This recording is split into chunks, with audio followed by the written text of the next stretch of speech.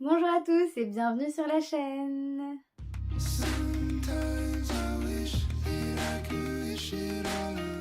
On se retrouve dans une vidéo un peu différente de d'habitude puisqu'on ne va pas parler de romans, ni de graphiques, de PD, de manga, mais on va parler, comme vous l'avez vu dans le titre, de poésie contemporaine, de recueil de poésie contemporaine, puisque c'est un genre que j'aime aussi beaucoup, mais dont j'ai très peu parlé, ou peut-être que je n'en ai jamais parlé ici, je ne sais pas trop. Je n'en lis pas énormément, mais j'aime beaucoup. Et je voulais faire une vidéo pour vous en parler, pour échanger avec vous, pour vous parler de ce que j'ai lu, même si, comme je l'ai dit, je connais quelques auteurs, et encore je n'ai pas lu tous les livres de ces auteurs, mais voilà, je suis des gens sur Instagram qui publient de la poésie contemporaine. J'aime beaucoup, c'est vraiment quelque chose qui m'inspire, que j'apprécie. Et voilà, donc je voulais mettre ça en avant, puisqu'on n'en parle pas forcément beaucoup sur YouTube, il me semble. Bref, vous l'avez compris, c'est une vidéo un peu spéciale pour changer de ce dont je peux vous parler habituellement. Et j'espère que ça va vous plaire. Je pense que vous connaissez tous ce qu'est de la poésie classique. On a pu l'étudier notamment à l'école, au lycée, au collège, bref. Souvent, il y a des règles, des rimes. Mais la poésie contemporaine, c'est celle de maintenant, hein, c'est pourquoi elle s'appelle contemporaine. Et ce sont des auteurs qui ont décidé de reprendre le côté poétique que peuvent avoir les mots en les agençant de manière assez spéciale et en jouant avec les sens des différents mots ou simplement en exprimant des émotions, mais il n'y a pas nécessairement de rime. Peut-être qu'il y en a dans certains poèmes, je ne sais pas, enfin en tout cas dans ceux souvent que j'ai lus, il n'y a pas de rime, mais j'ai envie de dire ça sonne bien quand même. Il y a une musique, il y a quelque chose dans ces textes, il y a de l'émotion. En fait, la poésie contemporaine, pour moi, c'est, même la poésie tout court finalement, c'est même pas quelque chose qui s'explique, mais quelque chose qui se lit, qui se ressent. C'est pourquoi je pense vous lire quelques extraits aussi pour vous montrer un peu en quoi ça consiste. Et donc j'ai quelques recueils ici pour que vous voyez un peu vers quoi vous pouvez vous tourner si vous êtes intéressé par ce genre. Et j'ai envie de commencer d'abord avec le premier recueil de poésie contemporaine que j'ai lu de toute ma vie. C'est celui de Tosca Nourri, donc c'est La force de vivre. C'est publié en auto-édition puisqu'il y a beaucoup d'autrices, d'autrices parce que je connais que des autrices, mais beaucoup d'autrices de poésie contemporaine qui ont décidé de passer par l'auto-édition puisqu'il n'y a pas forcément beaucoup de maisons d'édition qui publient de la poésie, ou en tout cas c'est plus compliqué. Et donc j'ai découvert ce recueil de Tosca Nourri qui est tout simplement magnifique.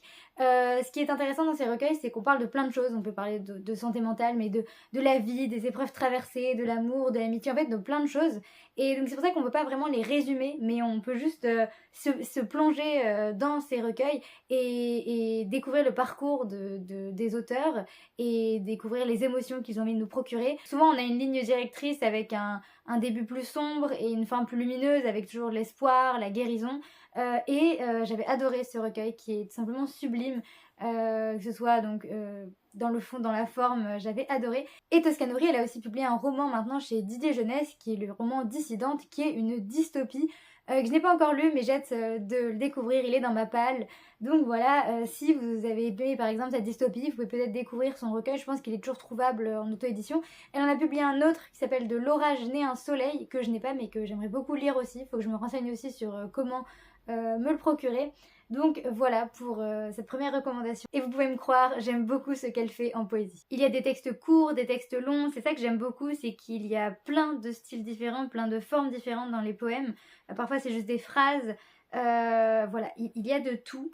Et ce qui est aussi très sympathique, c'est que les auteurs peuvent jouer avec la forme en mettant des mots sur le côté, au milieu, en mettant du gras, des italiques, et c'est aussi tout un art finalement. Donc voilà, j'aime aussi beaucoup ça. Et donc j'ai envie de vous lire quelques extraits pour vous donner une idée de ce à quoi ressemble la poésie contemporaine, en tout cas le recueil de Tosca Nourri. Le jour s'étiole et gagne l'autre côté. La lune se lève pour nous laisser rêver. Et dans l'obscurité, les étoiles s'affrontent dans un bain d'étincelles, dans une bouffée d'espérance. Et le combat silencieux s'éteint au petit matin. Et je marche dans ce champ de fleurs couleur liberté qui frôle mes chevilles, et mon cœur en même temps. Elle semble presque me parler, comme si elle murmurait à mon oreille, que je suis comme elle. Si l'on me cueille, si l'on me déracine, si l'on m'empêche de grandir, comme je l'entends, et où je veux, alors je me fane, et je meurs. Je crois que oui, je suis leur semblable. Un coquelicot couleur liberté qui a grandi dans un champ de blé. J'essaie de recoller tous les morceaux de ce vase brisé en fragments, de me souvenir de l'odeur des gâteaux de ma mère et du parfum de mon père.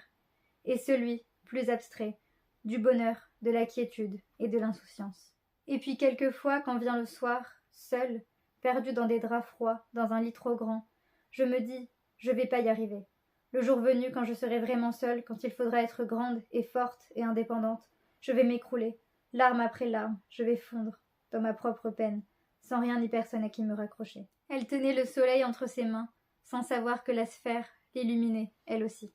Lancer des lanternes en papier dans la nuit noire et attendre qu'elle me montre le chemin vers mes lendemains. Debout, face à la mer, un livre à la main, bercé par le ressac et le vent frais, je me demande si un jour ça ira mieux.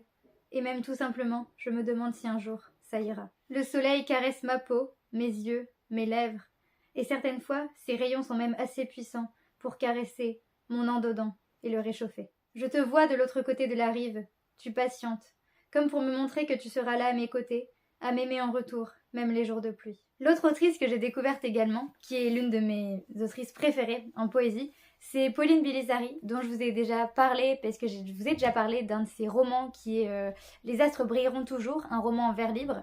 Mais avant d'écrire ce roman, elle a écrit des recueils. Elle a écrit Ça ira, que je n'ai pas. Elle a écrit Et demain le soleil reviendra. Elle a écrit Ma maison en fleurs, juste ici. Et encore Danser sous la pluie. Donc ce sont des recueils qui sont parus en maison d'édition, sauf en fait son recueil Ça ira, mais maintenant il est en maison d'édition. Enfin bref, elle a vécu beaucoup de choses avec sa poésie. Elle a commencé par l'auto-édition, elle a pu trouver des maisons ensuite. Bref, c'est une autrice que j'admire beaucoup pour tout son travail et pour eh bien, son talent, sa poésie qui m'émeut aussi beaucoup, qui me touche, qui me bouleverse. Elle est vraiment exceptionnelle. Pauline Bilisari, comme Toscanori, parle de beaucoup de sujets différents. Elle parle de la vie, de sa vie, des épreuves traversées, elle parle de santé mentale, beaucoup. Encore une fois, c'est vraiment des sujets qu'on ne peut pas vraiment lister puisqu'il y a de tout. Mais comme je l'ai dit, c'est aussi toujours l'espoir de guérir. Ce sont des mots qui font mal, mais aussi des mots qui font du bien en même temps. On peut se sentir compris, ça peut faire écho, donc ça peut faire du bien. Et on traverse avec Pauline Bilisari ces émotions, on traverse toutes ces épreuves. C'est beau, c'est profond. C'est toujours les termes qui me viennent quand je parle de poésie contemporaine, puisque comme je vous l'ai dit, ça se ressent, c'est fort, c'est intense. Et ça, c'est sublime, tout simplement. C'est lire des mots et rester bouche bée parce qu'on ne peut que faire waouh devant l'émotion que ça provoque. Et Pauline Bilisari, je suis vraiment très très fan de son travail. Comme vous le voyez, j'ai 3 recueils d'elle. Donc voilà, je la suis aussi sur ses réseaux. Donc elle poste de la poésie aussi là-bas. Et j'adore, je suis tout simplement fan. Et encore une fois, c'est beaucoup plus parlant de vous lire des extraits, alors c'est ce que je vais faire. J'ai des problèmes avec moi-même, avec mon corps, mon esprit et tout ce que je suis. Il y a des choses que je ne dis pas et pourtant j'ai un profond mépris, souvent. Pour les larmes, la tristesse, les contours, les cicatrices, la colère, la culpabilité. Et plus je me regarde, plus j'apprends à me connaître et plus je me déteste. Ils disent que c'est normal si mon corps lâche, si ma respiration se coupe et si je n'entends plus rien. Ils disent que c'est un appel à l'aide, un signal d'alarme tiré, mes muscles qui m'abandonnent, mon souffle qui se perd, mes sanglots qui me noient. Je m'étouffe mais c'est normal, je hurle de douleur mais c'est normal. Je ne tiens plus debout, je ne sens plus rien, je ne suis plus là. Je crois mourir, mais c'est normal. Je doute de pouvoir fleurir pleinement un jour. Je doute d'en être capable, d'avoir la force nécessaire en moi. J'écris ma maison en fleurs, mais c'est ma maison en pleurs qui revient sans cesse. Peut-être ne suis-je faite que pour brûler de douleur, brûler inlassablement ce que je construis chaque jour.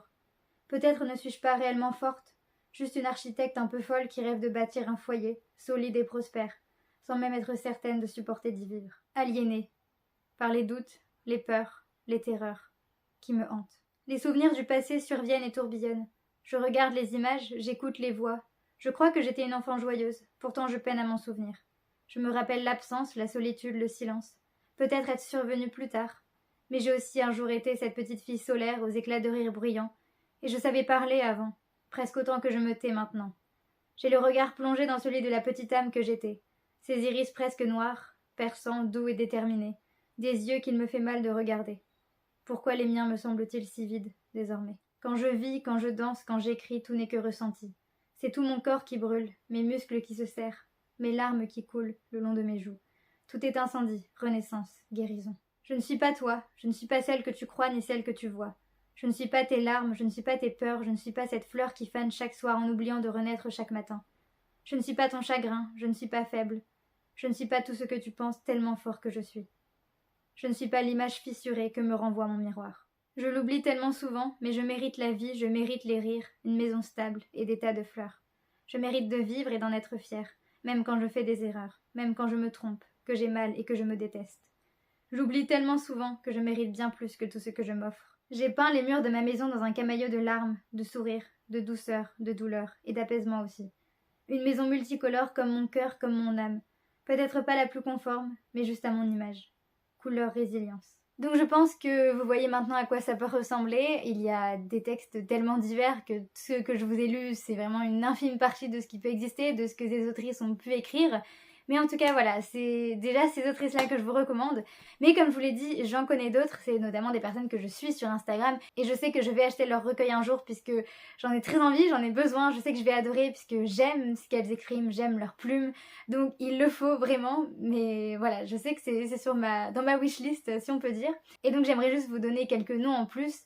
Alors d'abord le nom de Laura Mailleux, qui a écrit aussi plusieurs recueils et qui est aussi admirable dans son travail et qui a publié un roman aussi. Bref, elle est aussi exceptionnelle comme autrice. Il y a aussi Mathilde Fialet, que j'aime beaucoup. Encore une fois, j'aime son univers aussi sur les réseaux sociaux. C'est très doux, envoûtant, poétique, tout simplement une pépite. Et enfin, il y a Déborah Garcia, de son pseudo C'est Partout, qui a aussi écrit et publié des recueils. Il me semble que c'est principalement des recueils en auto-édition, mais ça peut se trouver sur les sites internet et même sur bien les sites justement d'auto-édition grâce auxquels ces autrices ont sorti leurs recueils. C'est toujours accessible, il n'y a pas de problème, même sur les sites, les réseaux sociaux justement de ces autrices. Et la dernière autrice dont je veux vous parler, c'est Léa Jeunesse. Léa Jeunesse qui a publié en auto-édition, mais aussi avec une maison d'édition. Elle aussi, je la suis sur Instagram, j'aime beaucoup ses textes et ses recueils font aussi partie de ceux que j'aimerais acheter et que j'aimerais tout simplement dévorer. Voilà pour cette petite vidéo poésie contemporaine. J'espère que ça aura pu vous donner des envies, vous faire découvrir justement des autrices. Si vous avez d'autres personnes à me recommander, dites-le moi parce que je recherche toujours des personnes qui écrivent de la poésie contemporaine, tellement j'aime ça. Et n'hésitez pas à me dire si vous connaissez les autrices dont j'ai parlé et à donner votre avis évidemment. Et sur ce, je vous dis à la prochaine dans une prochaine vidéo. Salut!